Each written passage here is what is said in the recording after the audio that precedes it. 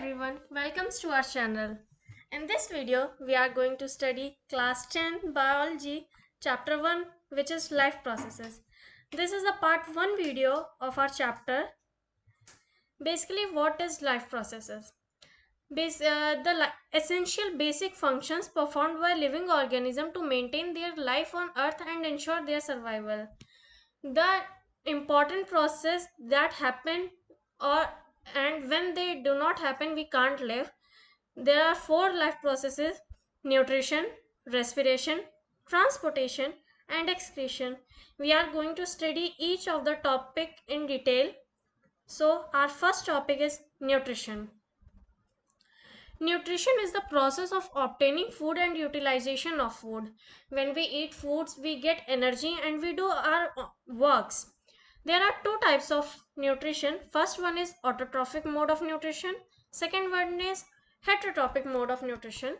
So, autotrophic nutrition is basically the organisms that prepare their own food uh, within the using extra energy etc things. So there are two type of autotrophic nutrition. First one is photoautotrophic. They prepare their own food with the help of light energy, for example green plants, algae. And the second one is chemoautotrophic nutrition. In this, they prepare their own food with the help of chemical energy. The example is cyanobacteria. We say cyanobacteria as blue green algae also.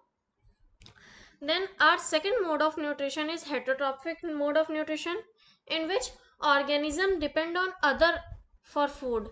Basically, heterotrophs are dependent on autotrophs for their food. There are three subtypes of heterotrophic nutrition. First is holozoic nutrition. Whole food is indigested. Food is digested inside the animal body. Basically, we eat whole food and in our body the food is digested. Example is humans, animals, fungi, etc. The second subtype is saprophytic nutrition, in which organisms feed on dead and decaying matter like the raw, the waste vegetable peels or whatever. They feed on dead and decaying matter. The third one is parasitic nutrition, in which they derive nutrition from the other living organism like cascata plant. So let's see the next slide. It's all about nutrition. Then nutrition in plants. There is a very important reaction written of photosynthesis, which is 6CO2 plus 12H2O in presence of chlorophyll and sunlight. It gives 66H12O6 plus 6O2 plus 6H2O. इसका मतलब है basically 6 molecules of carbon dioxide plus 2 molecules of oxygen in presence of sunlight, and with the help of chlorophyll, which is green pigment, it gives glucose C6H12O6 and 6 atoms of 6O2 and 6H2O. And the mechanism of photosynthesis is generally asked in each and every exam, so it's very important. Mechanism of photosynthesis is, it is a three-step process. First is absorption of sunlight by chlorophyll. The chlorophyll is green color pigment present on leaf. So when light energy comes, it is absorbed chlorophyll. Second is conversion of light energy to chemical energy and splitting of water molecules into hydrogen and oxygen. The light energy is converted into chemical energy and the water molecule splits into different hydrogen and oxygen atoms. Then third is reduction of carbon dioxide to carbohydrate. Basically, there is a reaction happening where reduction of carbon dioxide is broken into carbohydrate. As we can see, 6H2 C6H12O6 is our glucose, which is also carbohydrate as it is. So this is very important slide of our nutrition topic. Let's move to next. Now, what are the things we required and what are the products of photosynthesis? Basically, we require carbon dioxide, water, light energy, which is sunlight, and chlorophyll green pigment. And what are the products after reaction? It's food which is glucose, water and oxygen. In animals and plants, how the food is stored. So in plants the food is stored as starch, and in animals the food is stored as glycogen. So remember how the food is stored in plants and animals. Next is stomata. We are studying stomata from grade 6, 7, 8th, 9th, 10th. So basically in class 10th, stomata is also there. What is stomata? Stomata are the tiny pores like structures present on surface of leaf. Basically, stomata are the mini tiny pores present on the surface of leaf. What are the roles of stomata? Basically, there are two major important roles of stomata, which is exchange of gas exchange of sorry, it's written change, I'm really so sorry. It's exchange of gas and transpiration. So two important roles are exchange of gases and transpiration. Transpiration is the water loss. We will study in the transpiration topic too. And there are two types of stomata, opening and closing of stomata. When the water is filled in the stomata, it blowed up, and as we can see it's a little bit fula kind of. And in the second slide we can see the water is not present there, so it's slightly closed stomata. The next topic is photosynthesis in desert plant. It is also important. Sometimes it's asked in half yearly exam or final how the photosynthesis in desert plants happen. Basically, it we have cactus plant, and where the water is less. So in night, stomata opens and carbon dioxide enters the plant, and the water is already absorbed by roots. There will be a formation of intermediate product which is malic acid. Then in daytime, stomata closes and absorption of light energy done. Then the conversion of malic acid into glucose is done. And the next is nutrition in amoeba. Nutrition in amoeba. Amoeba, as we all know, that amoeba is a unicellular organism that follows a holozoic nutrition process. This entire process can be broken down into 5 steps. They are very basic steps. Like first is ingestion, intake of food. Second one is digestion, the breakdown of food into simpler products. Third is absorption. The digested food is absorbed by the body. Blood assimilation is the food which is digested and absorbed by the body, and the energy which is there we have to utilize doing works, things, whatever we want to do. Egestion is removal of waste products. Remember, egestion and excretion are two different things, extremely different things. So here is egestion, which is removal of waste. As we can see the diagram, which is amoeba, the pseudopodia finger like structure which are opening to capture the food. Then it creates a food vacuole, and the nutrients diffuse in the cytoplasm, and the waste is expelled from the cell. Next is nutrition in paramecium. Paramecium has a fixed shape. It takes food from a very specific spot called oral groove. As we can see written oral groove, where the food is intake. The entire body of the paramecium is covered with thousands of tiny hair-like structures which we call cilia. We will study cilia in our stomach also. So paramecium has the outer boundary with thousands of tiny mini cilia. These cilia move rhythmically to create a water current that sweeps food particles directly into the oral groove. Basically, cilia helps the oral groove to intake of food into the body of paramecium. Once the food is inside, it is enclosed in a food vacuole. When oral groove takes the food, it is enclosed by a food vacuole. Next, last process, undigested food is not thrown out of from body just anywhere. Paramecium doesn't throw food item anywhere which is waste items. Paramecium has a dedicated fixed point called the anal spore. through which waste material is expelled from the body. We can see the at the corner of the paramecium diagram is anal spore written. So basically the food is expelled from the cell. Next is human digestive system. In our whole body, there are first is salivary gland, then mouth, we have tongue, pharynx, esophagus, stomach, pancreas, anus, liver, gallbladder, small intestine, large intestine, appendix. We are going to discuss all these labelings detail by detail. So let's start. How the digestion of food items happen in our mouth. First, the process of digestion starts from mouth. We have three parts kind of. First is teeth, tongue, salivary gland. When teeth is a mechanical digestion, which is we chew the food items from our mouth, teeth. Tongue helps. Tongue, we can taste the things by our tongue. Salivary gland. In salivary gland, there is a presence of saliva which secretes an amylase which is known as salivary amylase. So the next is esophagus. Esophagus is the food pipe. We say food pipe or esophagus. Esophagus, these are same things. And there is a peristaltic movement which is contraction and relaxation of walls of esophagus, which helps that we can intake of food is going down. Now the main digestion starts from stomach.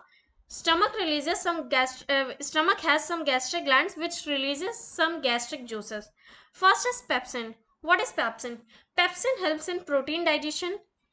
Hydrochloric acid, which is HCl, maintains an acidic pH. Mucus. Mucus protect inner lining of stomach, like when there is acidity, you have heard about acidity, there is a high amount of HCl present, so that it's acidity. So mucus helps prevents the inner lining of stomach from the unwanted acids or whatever. Next is small intestine. In small intestine, first is liver. Liver. There is a secretion of bile juice which is stored in gallbladder. In bile juice, there is emulsification of fats and it makes food alkaline. Basically, like we can dilute kind of alkaline, मतलब जिसमें water content ज़्यादा होता है. And emulsification of fats, fat is broken down into small molecules. Let's see pancreas. Pancreas secretes pancreatic juices. The three pancreatic juices are, first is pancreatic amylase, which helps in carbohydrate digestion. The second is trypsin. Trypsin helps in protein digestion, and lipase helps in fat digestion. And in small intestine, we have intestinal juice, which final digestion of food happen. And we have villi, where absorption of food is done. The whole digestion process is completed, and final of digestion of food is done in small intestine. But there is a thing which happens in large intestine. Large intestine has absorption of water. So whole digestion process is completed till small intestine, but only the thing is absorption of water. And complete digestion process is completed in large intestine. Then the waste product comes to rectum and then the anus. Let's move the next slide. What is villi and final digestion of food? Basically, villi are the small finger like projections. They provide large surface area, and as we have already studied, absorption of food is also done in villi, and they are richly supply of blood vessels. Villi is also a very general question which is asked in 2 marks, or it can be asked in MCQs too. The final digestion of food. How the carbohydrate, protein, fats are digested in our body. Basically, carbohydrate is converted into glucose. Protein is converted into amino acids, and fats are converted into glycerol plus fatty acids. Now, our nutrition topic is finished. Let's move to Next main topic, which is respiration. In respiration, we have, remember, breathing and respiration are different things. Breathing is the process of inhaling and exhaling of air in and out of lungs, and respiration is process of breaking down of glucose and to produce energy. Generally, we all think that breathing and respiration are same thing, and we have made an assumption that they are same things, but when we study, they are both different things, where breathing is a physical process, respiration is a chemical process, and breathing takes place in lungs and respiration takes place in all the cells of our body. And breathing does not produce any energy, but in respiration, energy is produced in the form of ATP, which is adenosine triphosphate. And there are two types of respiration: aerobic respiration and anaerobic respiration. I think we have somehow studied this topic in 7th 8th, aerobic and anaerobic respiration. In aerobic respiration, we require oxygen, and in anaerobic, there is no requirement of oxygen. Sorry, there is a error in this PPT. It's written O2 required, it's absent. O2 is not required in anaerobic. Anaerobic is absent of oxygen, sorry. And then aerobic respiration, it occurs in cytoplasm and mitochondria, whereas in anaerobic respiration it occurs in cytoplasm only.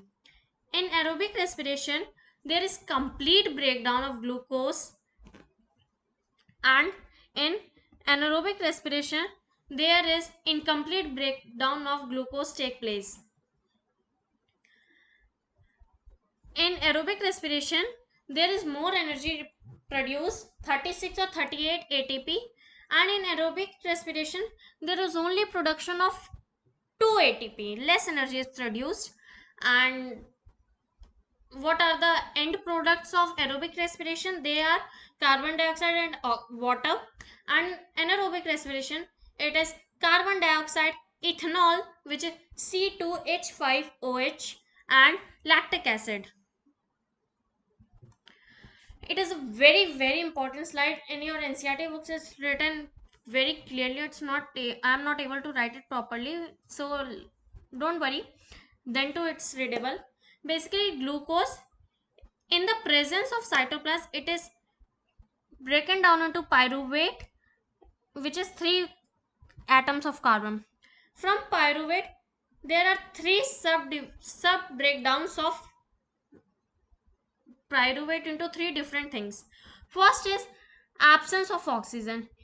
Absence of oxygen and lack of oxygen are anaerobic. These are types of respiration in anaerobic. So basically, when pyruvate converts in absence of oxygen, it produces ethanol plus carbon dioxide plus energy, and there is only production of 2 ATP, and this take place in yeast. Second one is pyruvate converts into in presence of lack of oxygen, and it gives lactic acid plus energy, which is also 2 ATP. This place in our 2 ATP.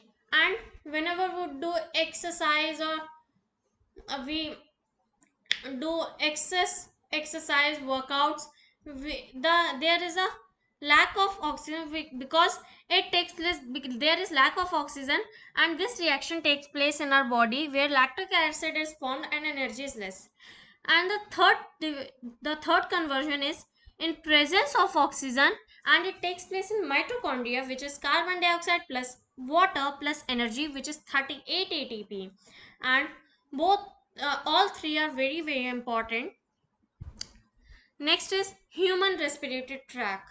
Human respiratory tract, we have different labelings. First is nasal cavity, as we can see. Second is pharynx, trachea, bronchi, bronchioles.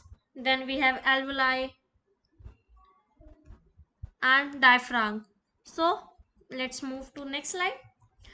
How the air passes during breathing. How the air travels from our nostrils till blood. Firstly, we inhale the air. It passes through nostril, then nasal passage, then pharynx, larynx, bronchi, bronchioles, alveoli, then blood. This is the this is the passing of air from a different parts of body, which is nostril, nasal passage, pharynx, larynx, bronchi, bronchioles, alveoli, blood. There are mm, two different differences between inhalation and exhalation. Inhalation and inspiration is same thing, and exhalation and expiration is same thing. Basically, inhalation, the muscles of diaphragm contract. It is also important, sometimes it's asked. So basically, the muscles of diaphragm contract. In exhalation, the muscles of diaphragm relax, and in inhalation, the diaphragm goes downward and become flat.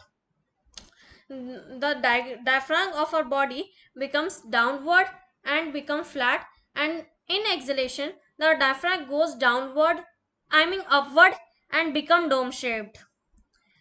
It become, I'm so sorry, there are some errors in this ppt. Don't worry, its diaphragm goes upward and become dome shaped. Basically, when we inhale, we can feel that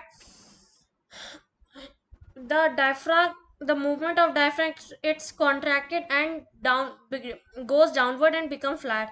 The and then our air enters through the lungs, through the nose, and enters the lungs. And in exhalation, basically our, we can feel it. In exhalation, the muscles of diaphragm relaxes, diaphragm goes upward and becomes dome shaped, the air goes out the lungs through the nose.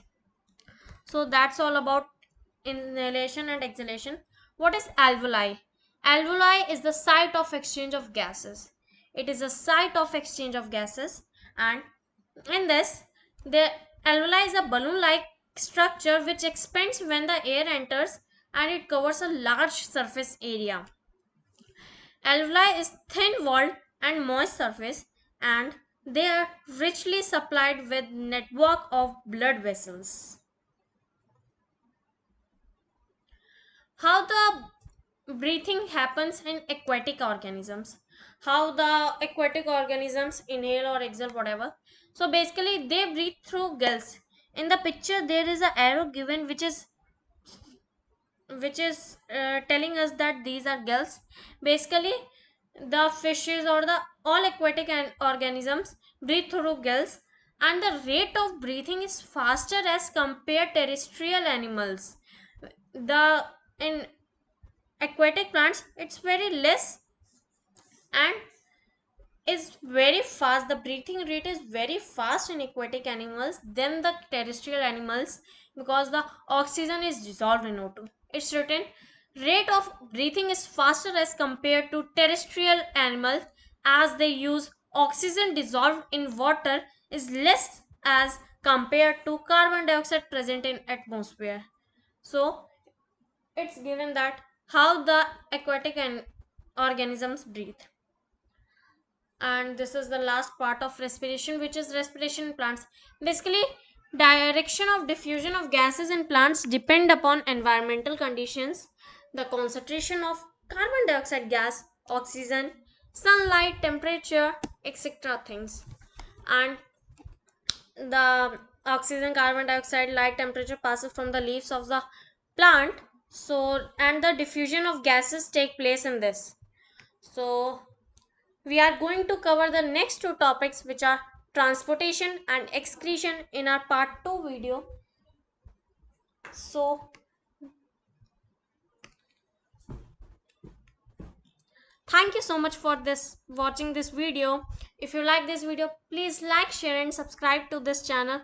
And if you have any doubt, please tell me in the comment section. And once again, thank you so much.